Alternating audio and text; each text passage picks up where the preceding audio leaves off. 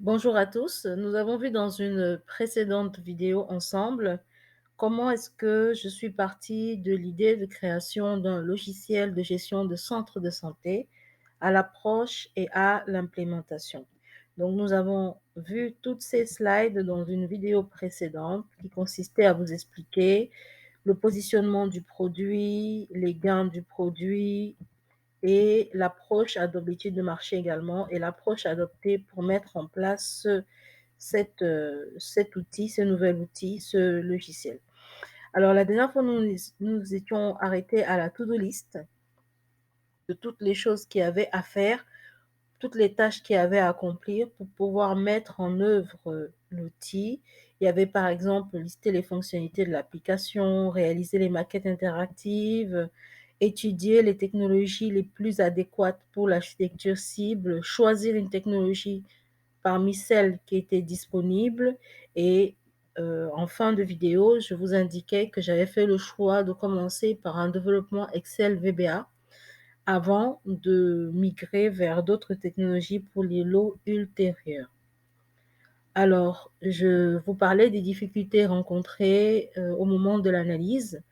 Les difficultés rencontrées, c'était notamment arriver à réduire le coût de réalisation, puisque l'idée, c'est de vendre cette application dans le tiers-monde et que le budget des centres de santé pour une application est inconnu. Et l'idée, c'est qu'il soit très bas, ce coût soit très bas pour que le prix derrière soit aussi bas et que le produit soit accessible au plus grand nombre.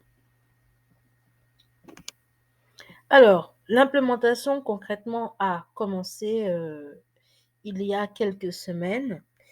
Et déjà, au niveau de l'implémentation, on rencontre pas mal de difficultés. C'est ce que nous allons voir ensemble. Il y a des difficultés qui sont liées au fait précisément que je n'avais aucune connaissance, je n'étais pas experte en VBA Excel. J'avais déjà vu du code VBA Excel. Il m'était arrivé de modifier un peu de code de VBA Excel, mais je n'avais pas de connaissances vraiment structurantes en développement Excel. Donc, j'ai acheté une formation. J'ai suivi une formation de quelques heures, d'une dizaine d'heures, pour apprendre à développer en VBA rapidement un module qui fonctionnait, précisément un module de gestion de stock. Et j'ai acheté un script déjà tout fait de gestion d'un commerce. Alors, ensuite, ce que j'ai fait d'autre, c'est que j'ai interviewé un gestionnaire de centre de santé pour savoir quelles étaient toutes les activités qui étaient faites au sein du centre de santé et de quoi ils avaient besoin pour essayer d'imaginer au mieux les modules de l'application. Alors, globalement, après avoir fait cette interview et même en parallèle, j'avais déjà commencé à développer, j'ai listé toutes les fonctionnalités que j'avais en tête qui me semblaient logiques par rapport à un centre de santé. J'ai également défini les modules, donc tous les formulaires d'entrée, saisie de données, voilà. Et j'ai essayé d'imaginer une interface qui pourrait être jolie, qui pourrait convenir à un gestionnaire de centre de santé. Donc, en parallèle de l'interview avec le gestionnaire de centre de santé. Alors, quelques difficultés rencontrées, on va les voir en détail plus tard, mais globalement, il y avait des difficultés liées au codage lui-même parce que j'étais novice en VBA. Donc, je rencontrais beaucoup de difficultés quant à la structure des données, le fait d'agréger des scripts faits moi-même ou récupérés sur Internet ou alors récupérés sur les différents forums posait pas mal de problèmes de réconciliation de données. Le fait d'avoir acheté un outil finalement de gestion de commerce ne m'a pas beaucoup aidé à améliorer mon script. Donc, pas mal de difficultés liées au script, donc des interfaces utilisateurs faciles à réaliser, mais la structure de données difficile à standardiser. Donc, il me manquait également des notions de VBA, les notions de gestion de date, de formatage de données qui m'ont ralenti dans le développement. Mon code était une agrégation de plusieurs scripts et donc ce n'était pas facile de trouver une structure générale à ce code-là et derrière de réutiliser ce code pour avancer plus vite dans les scripts. Donc j'ai mis beaucoup de temps à débugger pour que le code soit propre et pour que l'outil soit derrière facile à utiliser. Et le fait d'avoir interviewé un gestionnaire de santé en parallèle du code a fait que j'ai dû rajouter des fonctionnalités que je n'avais pas anticipées, notamment des fonctionnalités de production de documents d'inventaire qui étaient des documents d'inventaire qui étaient standardisés, donc avec un format déjà prédéfini auquel je ne pouvais pas échapper et que je n'avais pas imaginé d'avance. Et donc, il fallait coller au standard de formatage de documents d'inventaire. Donc, ça a pris beaucoup de temps. Ensuite, pour la partie fonctionnalité, forcément, moi, j'ai commencé à développer avant de finaliser l'interview avec le gestionnaire de santé. Il me manquait des fonctionnalités, il me manquait des modules et il y avait des dépendances entre les modules que je n'avais pas imaginées au départ.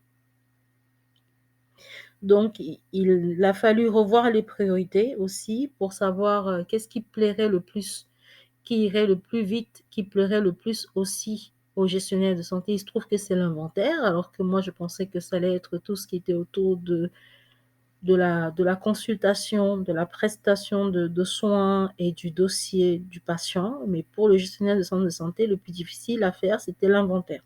Donc, il a fallu reprioriser pour plus proposer un premier lot avec une gestion complète de l'inventaire. Et puis, je me suis rendu compte aussi de la difficulté du gestionnaire à appréhender les outils.